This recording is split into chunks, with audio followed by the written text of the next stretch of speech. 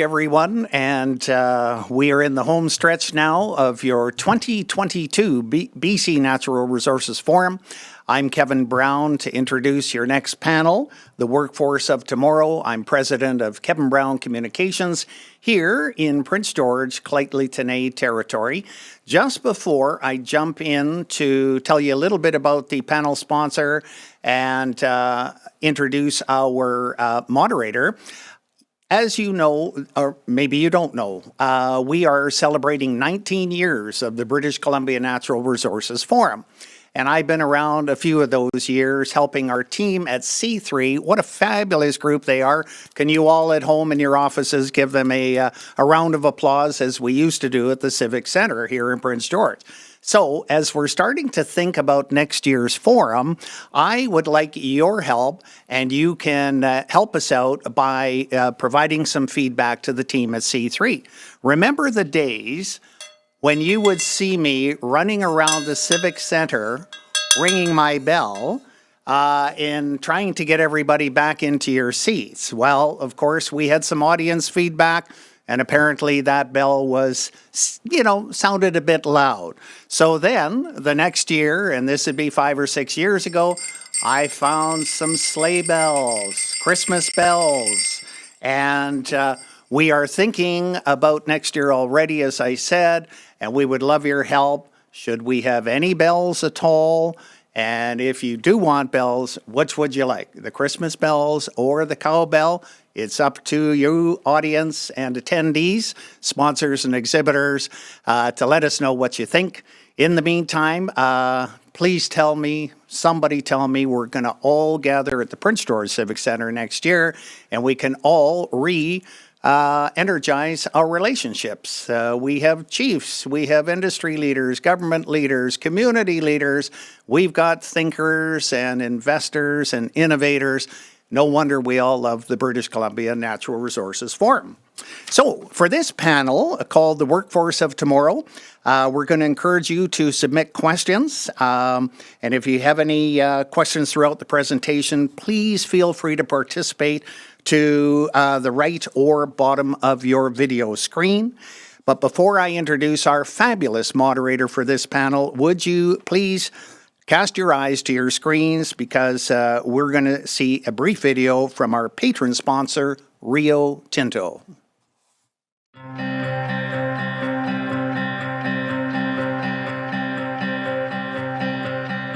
I've been with Rio Tinto for over 11 years, and I've enjoyed it primarily because of the people that I work with and the challenges that I've been given. I've had a really positive experience working here, and I feel like I've always been given great opportunities.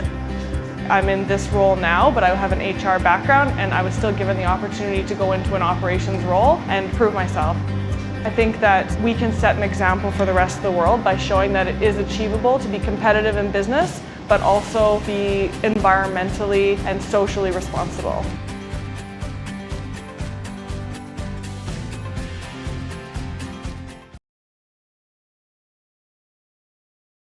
Thank you very much to Rio Tinto and that nice video story. Of course, without being able to gather together as we prefer to do, thank goodness for all of today's technology that allows us to gather together virtually and have a look at some of our great sponsors' video stories. So thank you, Rio Tinto. It's now my pleasure to welcome our panel and to pass the virtual mic over to our moderator, Mr. Todd Corrigall, as he's known here in Prince George. Todd is the CEO of the Prince George Chamber of Commerce and a valued community contributor. Would you please welcome Mr. Todd Corrigall?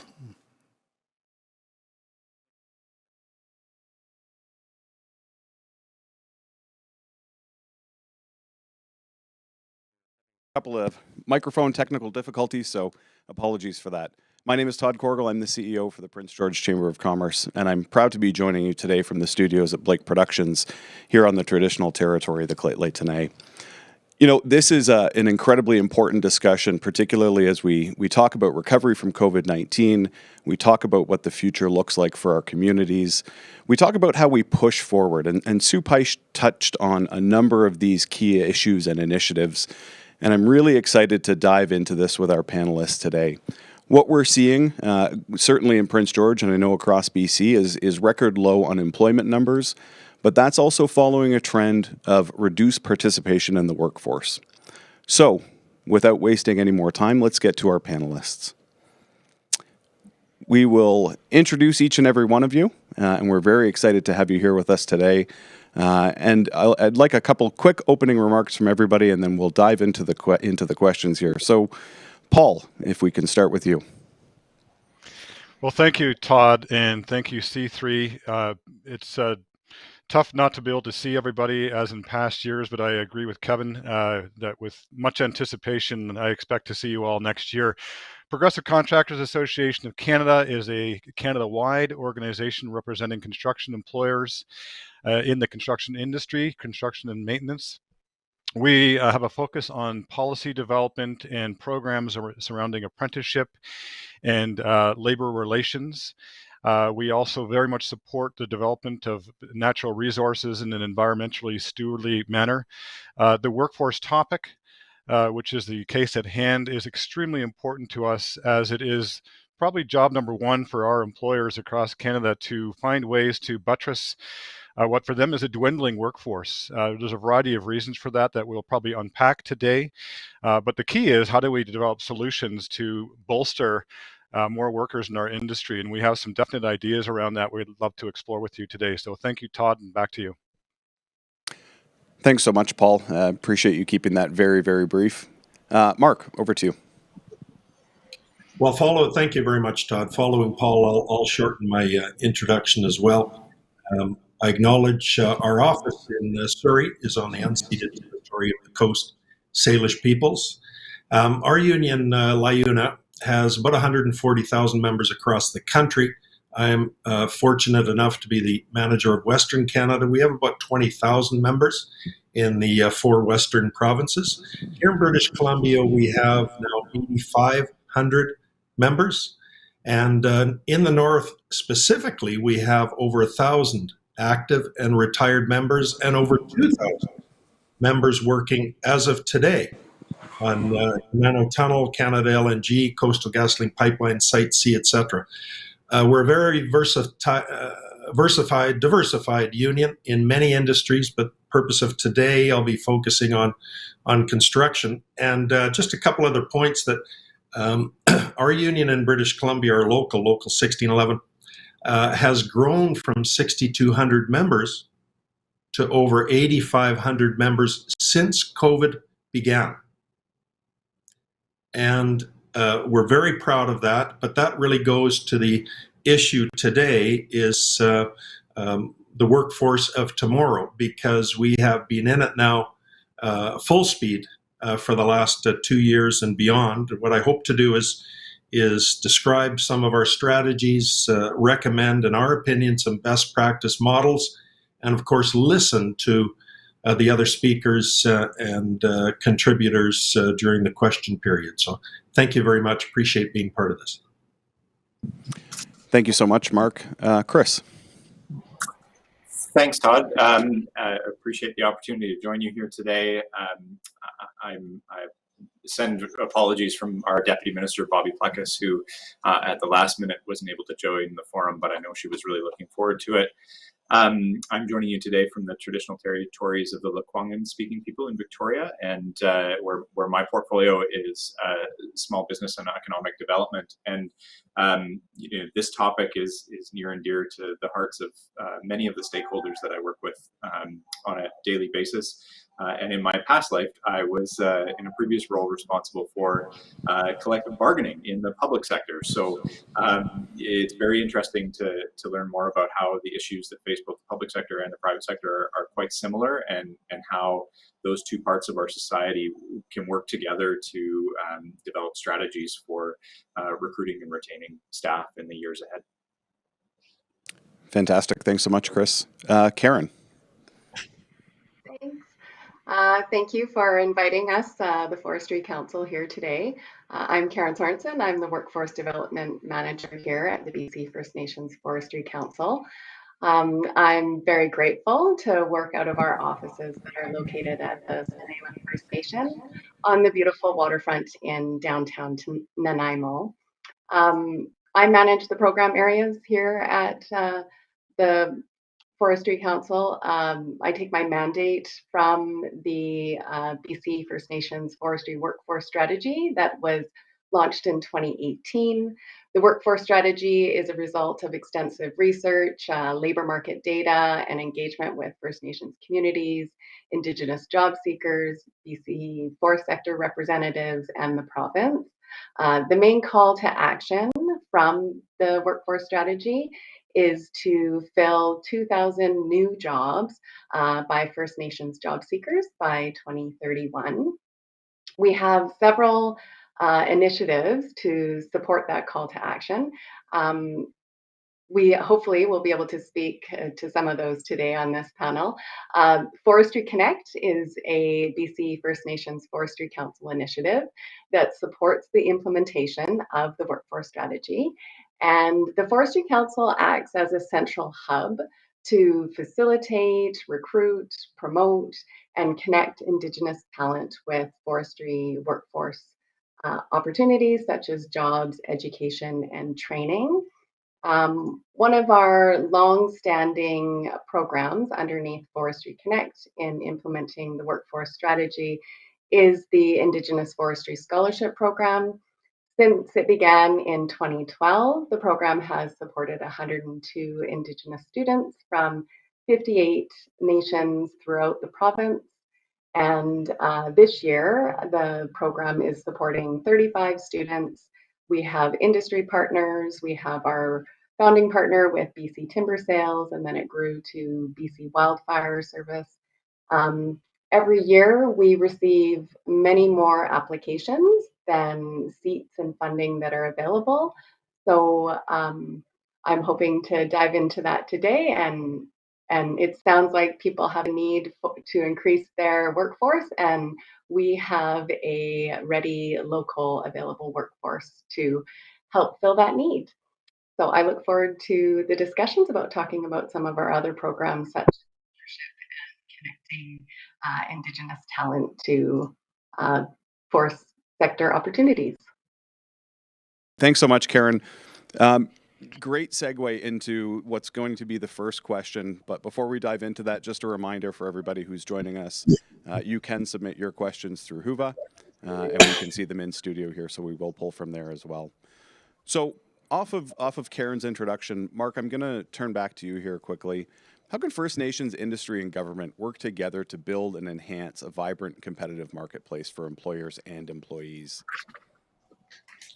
I think that's a fantastic question. I think I've got two responses to that one. First, I think, is to an important best practice, I think, would be to restart the Workforce Development Advisory Group. You know, for those attendees or panelists that aren't aware of it, way back in 2014, under the BC Liberals at the time, they started the BC Premier's LNG Committee. And then under the NDP, it got much bigger, which was, I think, a good thing, as important as LNG is. It was good to increase the scope. So it was the Workforce Development Advisory Group.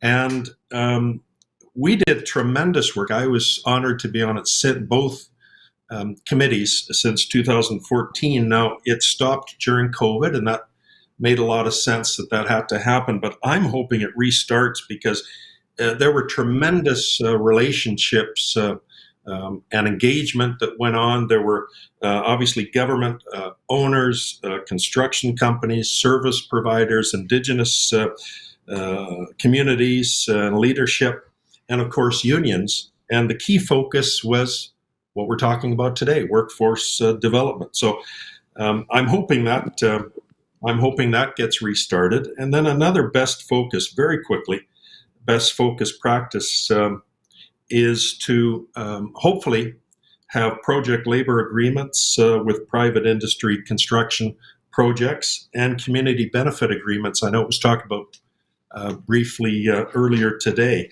Let me very quickly, because I don't want to suck up all the oxygen on this topic, but very quickly, Rio Tinto is the sponsor today, and Rio Tinto way back in about 2012, with Bechtel as the EPCM and the 15 trades. I was honored to chair the trade union group, we put a project labor agreement together to build the KMP, which completed, as everybody knows, in the summer of 2015. And let me very quickly go over the stats, that because the collective agreement between the parties talked about Indigenous inclusion and participation, local workers and apprentices, etc. Well, 9,800 workers had work on the KMP site, massively successful. 38% of the workers were local and or Indigenous. 87% were from British Columbia, 99% Canadian, only 1% temporary foreign workers from the United States, and 23 to 26% apprentices over the life of the project. So there's a best practice. I know there are other practices, but again, for the purpose of today, I'm talking about best practices. The other quick one is community benefit agreements. You know, statistics don't lie. And currently under the NDP government, there are 9 CBA projects with the 15 trades. Very quickly, again, the focus is what I've talked about, Indigenous, inclusion, women, apprentices. Well, right now, the latest stats I've seen is 1,000 workers under CBA projects. Right now, 14% are Indigenous. Now, that will get a lot better, but 14% is tremendous compared to many projects in the past. 15% of the workers are women. And so far, 12% are apprentices. 68% are local. 68%, following what the minister talked about earlier. And 32% are from the balance of British Columbia and Canada. So there are 0 temporary foreign workers. So whether it's PLAs, whether it's CBAs, they are best practice and have massive success to answer the workforce of tomorrow. You know, I forgot to say it in my opening, but the workforce of tomorrow is here today. We just have to tap into who they are and how we can help them, how we can train them, get out on these projects. And one final point is I'd like to quickly dispel 2 myths.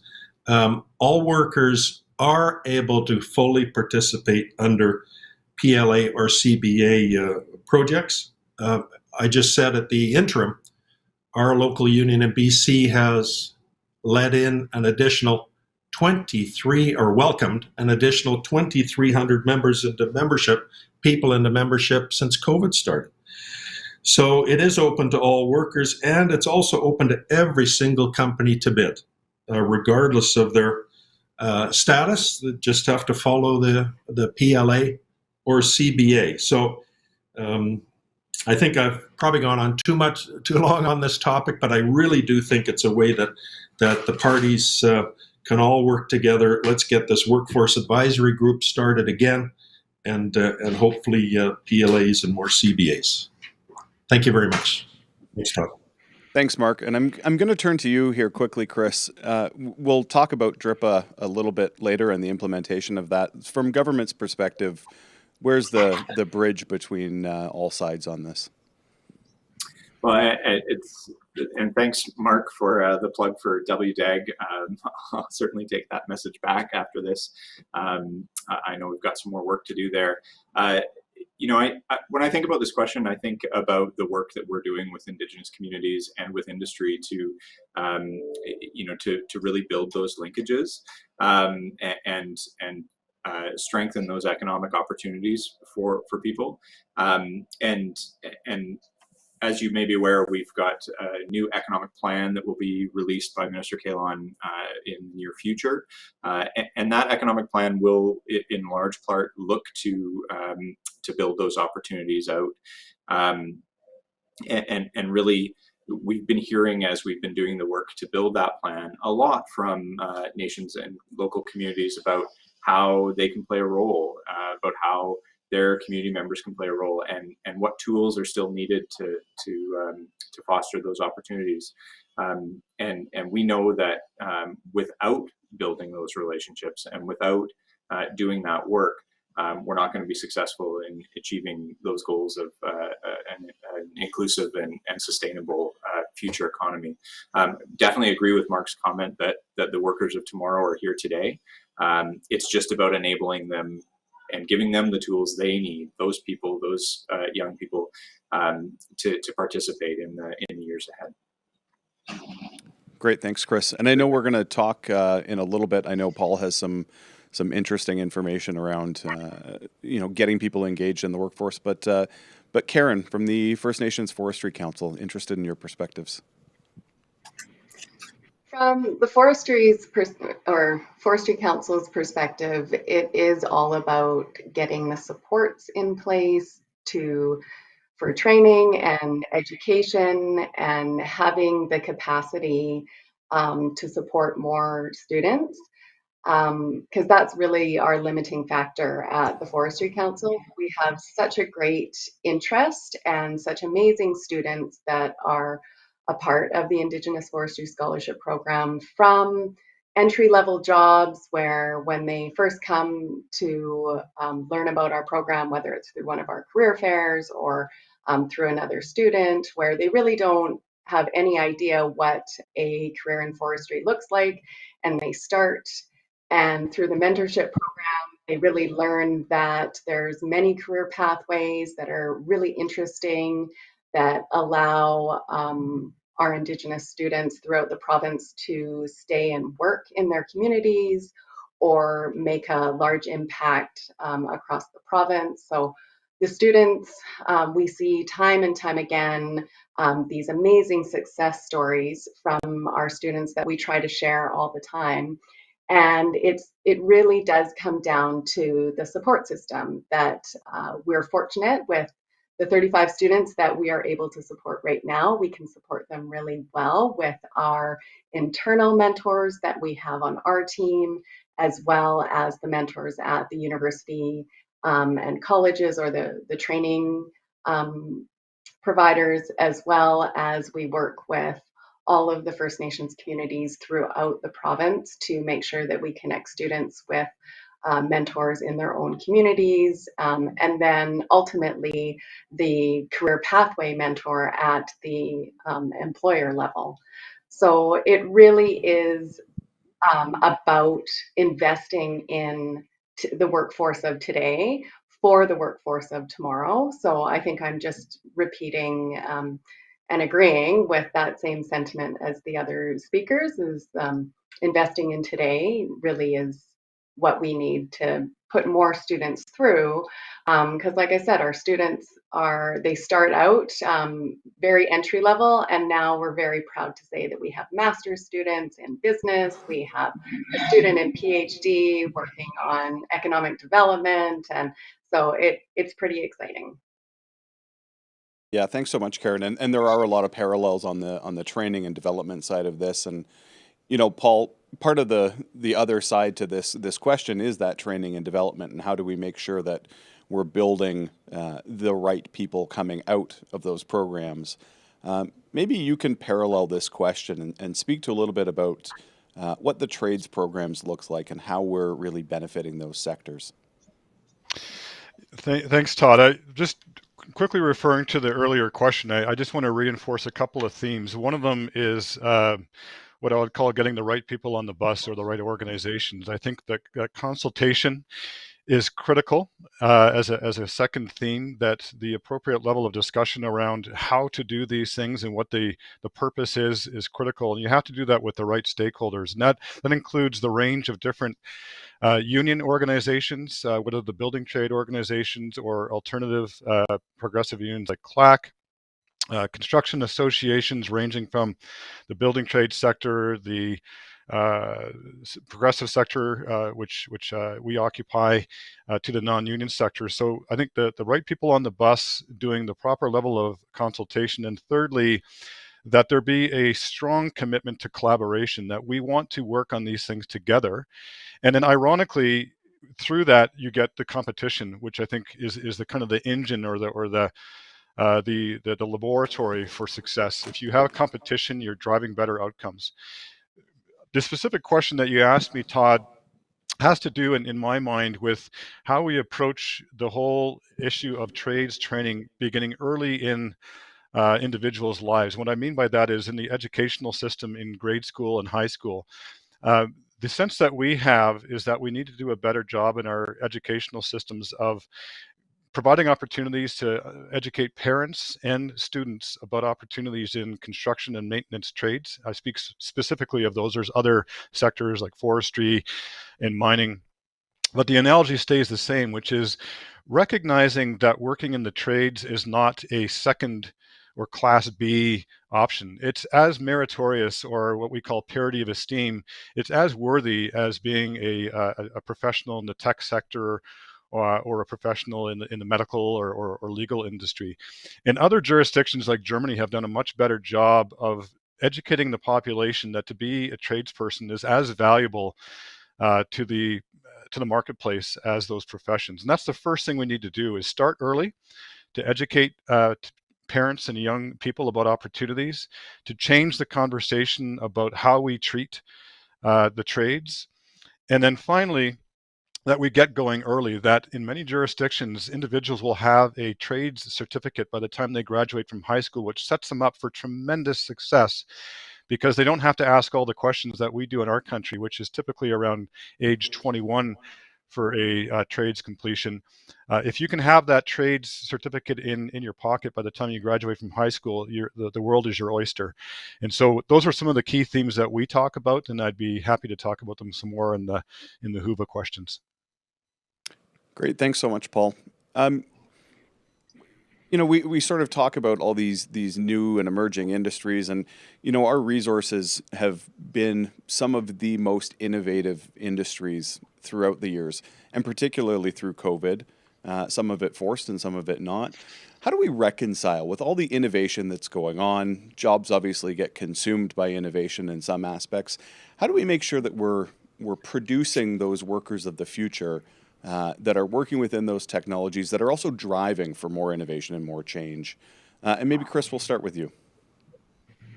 Sure, thanks, Todd. It's a great question. When I think about it, I think innovation and productivity and wages are all quite closely linked. There's often fear that innovation and automation is going to reduce job opportunities. I don't think that's necessarily true.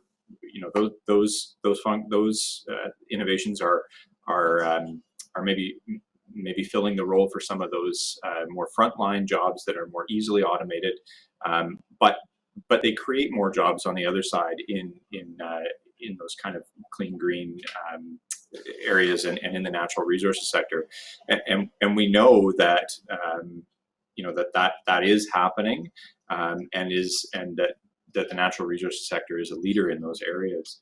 I think that you think about, for example, wages in the natural resources sector are significantly higher than in the broader economy, and have grown faster. And so I think as we see that continue in the years ahead, there's a real opportunity to see how innovation links quite closely with kind of the goals that we need our education sector to have, so that we're driving people to those right occupations and getting the right training for them. Great. Karen, from a forestry industry perspective, where do we see innovation going, and where should people be focusing their energies to be a part of that? I agree that it provides opportunities. During COVID, of course, having to adapt so quickly is a big challenge for our students. Our students were reaching back to us for support to try and adapt quickly. So I think on understanding that we need the time to do the proper training and education so that people are in a good place to then benefit from the opportunities of innovation. And in the forest sector, with innovation, it actually really opens up the rural communities. So things like GIS and LiDAR, as well as even simple things like our career fair, with having these types of platforms for discussions to create partnerships and build relationships. Innovation is definitely the key to reaching all of these small rural communities throughout our province. So yeah, I'm excited to see how we can support uh, building that technology in the workforce. Yeah, fantastic, Karen. Paul, anything to add on that? Yeah, I'll acknowledge the reference to automation as being something in our construction and maintenance industry that we're very familiar with, the concept of modularization, where certain components of the sector are built in a more controlled environment versus the kind of the outdoor stick build approach. But my focus would be more on innovation in the value chain that attaches to apprenticeships and skills training. And what we believe is important in that respect is to take a new look at how we train the workforce of the future. There are excellent programs across the country when it comes to how workers are trained in the various institutions, and those cannot be denied. But some evolution and some innovation could and should take place in respect of certain things like micro-credentialing and dual ticketing. What I mean by that is that many trades have micro credentials or kind of sub credentials before reaching journey person status, which blend very well with other trades. For example, a boilermaker, a welder, and a pipe fitter may do very similar things in specific components of the job. But if we look at this as a silo, then we say only a boilermaker can do boilermaker work, only a pipe fitter can do pipe fitter work, when in fact, many of those skills are interchangeable. And we should think about that when we look not just at the training, but the application of that work on the job site to create more innovation, more flexibility to get job done. Very good for workers because they're more robust in the application of their skills, but also very good for productivity. The dual ticketing example is important because it lays bare the idea that sometimes we've thought that when an individual enters the construction or maintenance industry, it's kind of a one destination game, that they've trained to become a scaffolder or to be a carpenter, when in fact, some of those skills can be layered quite well. For example, a scaffolder can, after the scaffolding is erected, with the appropriate training, do insulation, heavy industrial insulation work, so that there's still a safety focus on the work that they're doing, but more work available to the workers on site rather than segmenting or siloizing that. So there's different things we can do innovatively when it comes to trades training and skills delivery that should be explored by the industry. Fantastic. Thanks so much, Paul. Mark, anything you'd like to add? I guess just a few points.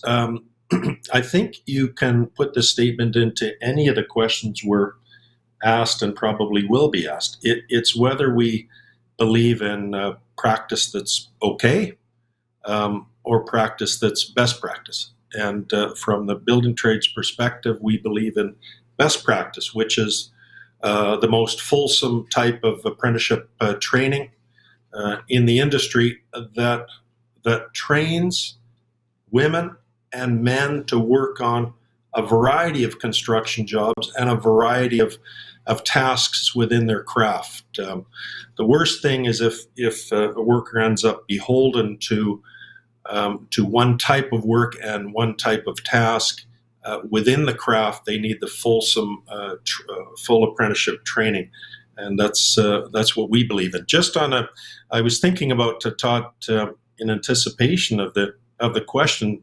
Some of the historical examples, our craft, and every craft is similar, but our craft, the historical changes in innovation and technology, and do we embrace it? Absolutely. LiUNA has always embraced it. Why? Because it is our role to provide as best we can the skilled workforce for our signatory contractors to build, service, and maintain our communities. So let me just give you some examples. Our members used to do optical surveying. Well, now it's laser guided. They used to do manual shotcrete applications. Now it's remote control and digital. We used to have hand screeds and rakes. Now that's also done by laser. We used to do demolition only by hand. Now we use robotic machines. And even training itself used to be across the country in the dedicated locations in each province. Well, many years ago, all the training centers went mobile. You need to get out where the workers and where the people are in their own communities. And of course, since COVID, we have also, our union and others, have now taken on expansive virtual training. And you know, our training, the next stage of training, we also train in the use of drones and even developing virtual reality VR training. So what we do is, and other unions do, we work with the owners of big projects. We work with construction companies and even manufacturers to understand not just where the industry is now, but where it's likely to go, and either get out ahead of it or definitely keep up with the changes. And then we design and implement needed courses for the membership. As far as wages and benefits, if you have a well-trained membership leading to a well-trained workforce, wages and benefits clearly follow. That's been our experience. Thanks, Todd. Thanks, Mark. There's very few things in life I don't want to try, but breaking up concrete by hand is certainly one of those things. So appreciate that. We have a couple of questions, or a few questions that have come in on Whova, but there's one question here I really want to get to, and then we'll turn to the audience questions. And Karen, I'm going to start with you first. How does the implementation of DRIPA help reinforce our employment sectors and grow the economy? Well, I'll reference the Truth and Reconciliation Calls to Action number 92, which really is about providing access for Indigenous job seekers to access education and training and jobs. And in order to do that, we require the support. And as everyone knows, diversity and inclusion is such a big part of a successful business in today's climate. So really that is the key is providing the support so that we can have diverse perspectives and sitting at every table, because right now Indigenous people are underrepresented in the forest sector at only 5%. And with referring back to our mandate of trying to fill 2,200 jobs over the next 10 years, without funding and support, we cannot make that happen. Therefore, we cannot create a diverse and inclusive environment to come up with better solutions for the forest sector, whether that's in resource management or if it's in technology. We just really need the support to build up the Indigenous workforce to have a diverse and inclusive environment to come up with better solutions for the future. Fantastic. Thank you so much. Chris, how does government play a role in making sure that those access points are there, as Karen's pointed out? Yeah, and I really agree with Karen on what she said. I mean, since the or the passage of the Declaration Act in 2019, it's been a big focus for government and all of us in our work. And I think the key is building those government-to-government relationships with Indigenous peoples, recognizing some of the things Karen talked about, as well as the rights and need for cooperation and partnership. And I think, I'm mindful of the fact that over the last 5 years, there has been some improvement.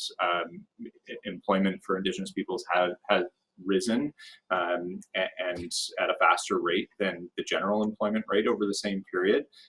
But there's much more work to be done. And I think, the new economic plan will be serve as a bit of a foundation and cornerstone for us as public servants in building those relationships to develop those opportunities in the future. Fantastic. Thanks so much. Mark, to you, the union, what role can the unions play in the implementation of DRIPA? Yeah, thank you, Todd. LiUNA across the country not only supports the Declaration on the Rights of Indigenous Peoples Act here in British Columbia, but even more broadly, the United Nations Declaration on the Rights of Indigenous Peoples. There was discussion, I think the first day, of ESG criteria in investments and projects, and I was actually unpleasantly surprised that there didn't appear to be any Indigenous inclusion in the establishment of ESG requirements. The who are better environmental stewards? I mean, who are involved in the social fabric, including the best demographics in the country, and who have some of the best forms of governance? These are Indigenous communities across the country, and again in BC. So specifically, though, regarding LiUNA, we have across the country a dedicated Indigenous Affairs Department, and we have Indigenous liaisons employed right across the country, including here in British Columbia. And their role is to guide the union, educate us, assist us, and then do a lot of outreach. I know it's been difficult with not able to do person-to-person outreach since COVID, but we're very proud of our Indigenous Affairs Department, and we have signed a number of MOUs with First Nations organizations, and we've held Indigenous sensitivity training, and I was just looking it up actually this morning just to confirm. And this isn't only our union, lots of unions do this. I'm just talking about best practices. Is we have been honored to train in Western Canada alone in the last year and a half over 40 First Nations groups across the 4 provinces, including a number of First Nations and Indigenous communities here in BC. So we're very excited about that. So yes, we've done a good deal, but just like everyone on the line and watching, we can all do much, much more on the reconciliation efforts that we all have obligations to satisfy. So we're very excited where we are, but even more excited about the future. Thank you. Thanks, Todd. Thanks, Mark. Paul, any thoughts on this?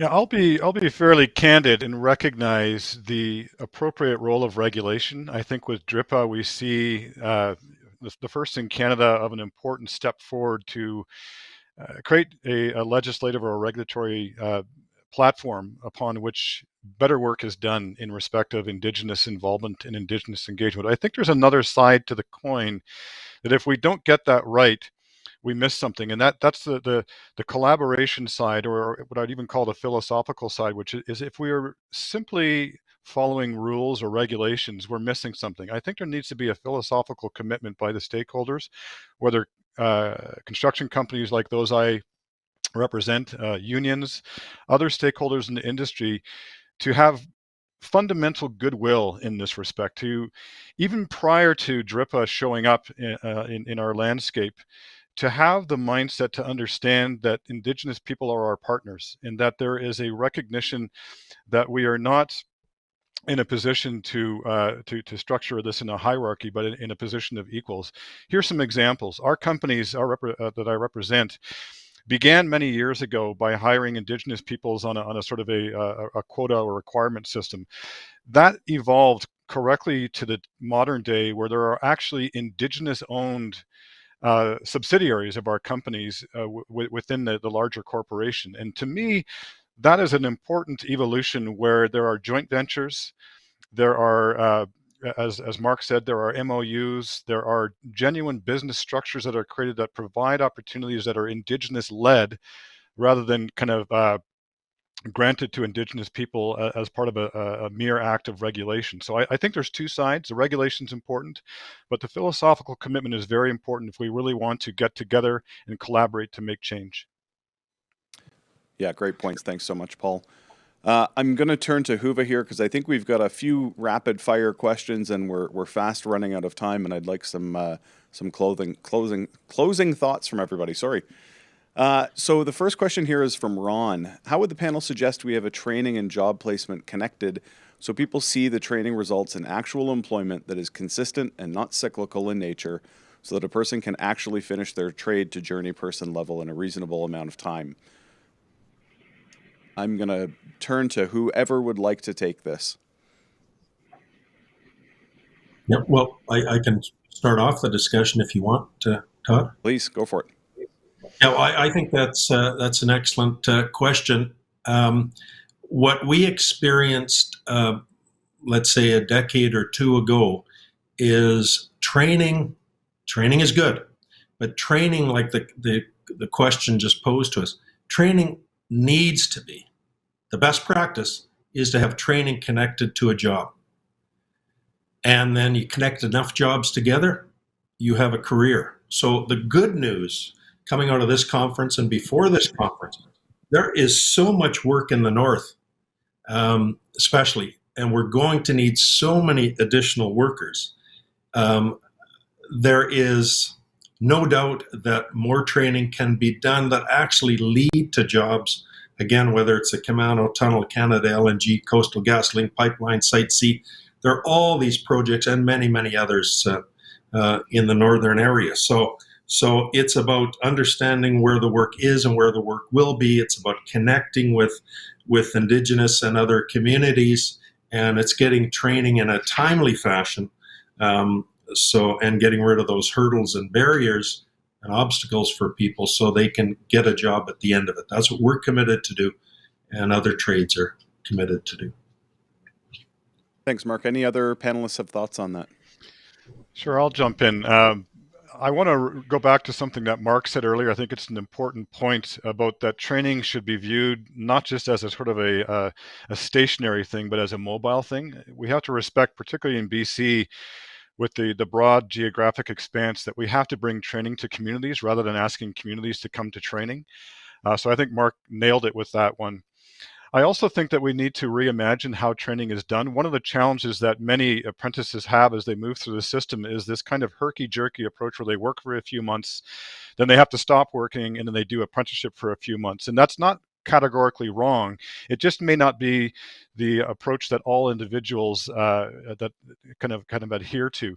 Approaches that we have seen our members use, and this works particularly on job sites that have multiple day turnarounds, where there might be a 10-day or a 14-day on shift cycle, where the individual works for 10 of the days, but 3 or 4 of the days are spent in training. And so they don't have to leave the job site to do the training. They can actually stay on the job, and it's much more kind of closely connected in terms of not just the time, but also the work that's being taught in the classroom and done on the tools. And so different types of innovation around how training is done might demystify for many individuals how this apprenticeship sequence happens, and can reduce the time spent overall in pursuing that journey person status. Thanks, Paul. Gonna just shift here. There's a question from Nicole. Much of the discussion here has been focused on traditional trades.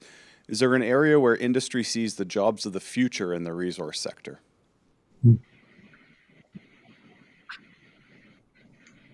Karen, any thoughts? Sure, yeah. I know from our scholarship program, we support everything because the forest sector, there is an understanding that it's all about harvest, but as we all know, it's much bigger than that. And so our scholarship program supports everything from business and finance to resource management and biology stewardship. So that is where the innovation will happen, whether it's on a strategic level with policy or if it's with innovation, with technology. And so that really is in the forest sector, we can't just have trades. Trades is a big part, and it is an important part, especially because a lot of the rural jobs are trades jobs. But there are many other jobs that I think are important. And just to sort of circle back to some of the conversation that we've been having around training, I want to reference our mentorship program and about the concept of two-way learning.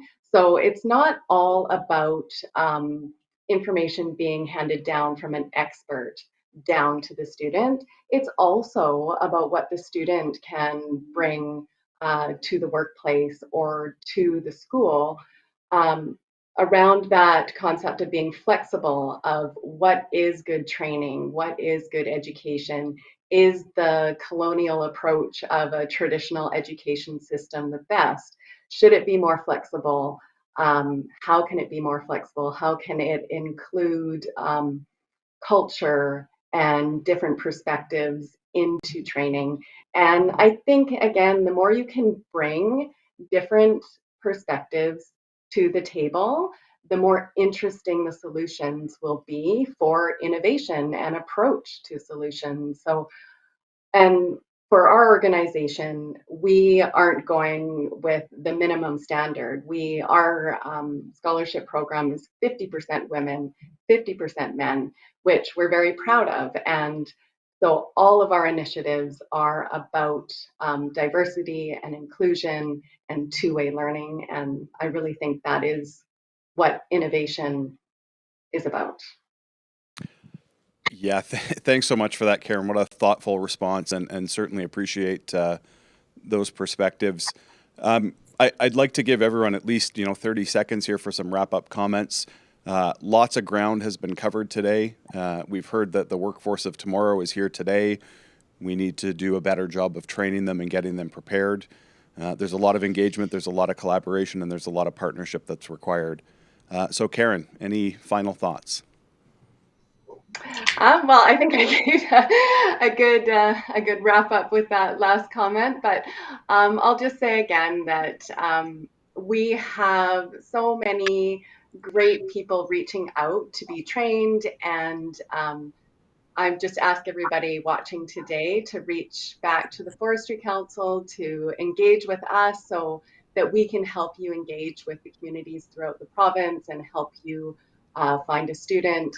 We have so many students and job seekers looking for opportunities, and so we really need industry partners and government partners to help build that capacity so that we can fund more students and just share all of these success stories and increase the diversity and inclusion. Great. Chris, your 15 seconds of fame. My 15 seconds. Thanks, Todd. I appreciate the opportunity to join you here today. This has been really interesting. I think that as with the tightness in the labor market, this next period is going to be one very different from previous periods where labor supply is constrained, and people who are moving into new careers and learning new trades have a choice, have opportunities and choice that they haven't had in the past. And so we need to, I think one thing that we haven't talked a lot about today was kind of how we direct that interest and how we retain it in certain places, both in BC on certain projects. And so I think some of those pieces are going to be really key in the years ahead. I'll stop there, Todd. Thank you so much. Paul. Yeah, I'd like to reinforce a couple of key themes. One of them is as we unpack this as an industry, this challenge or these challenges, I want to reinforce the key concept of consultation, that we really deliberate well together, and that we do that collaboratively as a group of key relevant stakeholders. If we don't have the right people on the bus, if we don't have the shared commitment of all relevant stakeholders to solving this problem, we're going to create, whether by design or default, silos, which is not the way to approach this. We need to open up this industry to make it a more receptive and welcoming place for youth, for women, for Indigenous peoples, for immigrants. And then finally, I want to reinforce the concept, again, it may sound a little intellectual or academic, but a parity of esteem. The idea that construction and maintenance trades and other mining and forestry trades are absolutely crucial, not just to the economy, but also to individuals' career opportunities. The whole concept of dignity of work and the dignity of the worker, I think, is a conversation that our society needs to have to raise up examples of champions who work in the trades, because I think it's really what builds our province and what builds our country, and we need to pay more respect and celebrate those more. Fantastic. Mark. Yeah, and I will be brief as well, Todd. Just two quick points. One is we haven't talked too much about the inclusion of women, and they are a critical group to the future, including to the construction industry. Our union in Western Canada started what we call the Power Committee. So it's Power stands for providing opportunities to women for their employment and retention. So it's not just all of these recruitment endeavors that we've all talked about, but especially for women, it's about their retention, and it's more than anti-bullying, anti-harassment. It's making sure that job sites are inviting and accommodating. And one thing we're pushing with other trades as well is period promise, which is to ensure that that female hygiene products are available on every construction site. And then last but not least, here's the last point. The boogeyman will wait to the end to mention it, is temporary foreign workers. Everyone on the screen and watching and listening, we're all going to do our very best to train up people and get them out on the job sites. There may well be, because let's be honest about it, may well be a need for temporary foreign workers. If there are, we don't see them coming from the U.S. like before, because the infrastructure law that's just or budget that's just been passed. But our union is coming out in Western Canada with our 5th paper regarding temporary foreign workers, and it promotes the proper identification of the need and proper treatment, obviously, and wage and benefit standard and enforcement. But most importantly, and I think everybody would agree here, is a pathway to Canadian citizenship, because if somebody from a foreign country is needed to come here and build our communities, then they should have a right to stay here and build their families and continue to build our communities. So it's really all hands on deck, is what I'm saying, and LiUNA is here to do our part. Thank you. Thanks, everybody. Thank you, Mark. Thank you, Karen. Thank you, Chris. Thank you, Paul. Thank you to Sarah and the team here at C3. What a great conversation, and I hope you enjoy the rest of the forum.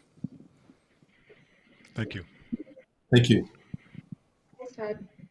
Wonderful. Thank you so much. And let's, attendees at home and in your offices, give that panel and Todd a wonderful, rousing round of applause for a great job. Very important topic, as we heard over the last hour or so, to the future of our province, the future of Canada, and the future of the natural resource industry. So thanks again, Todd Corrigall, CEO, Prince George Chamber of Commerce, and our fabulous panelists. Thank you all again. Now, next up in your schedule, we are moving into our networking break, sponsored this afternoon by ConocoPhillips.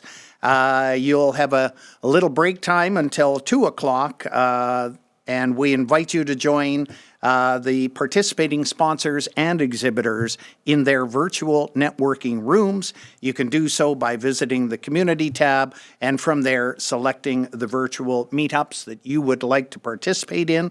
And hey, don't forget to check out our exhibitors in the virtual trade show.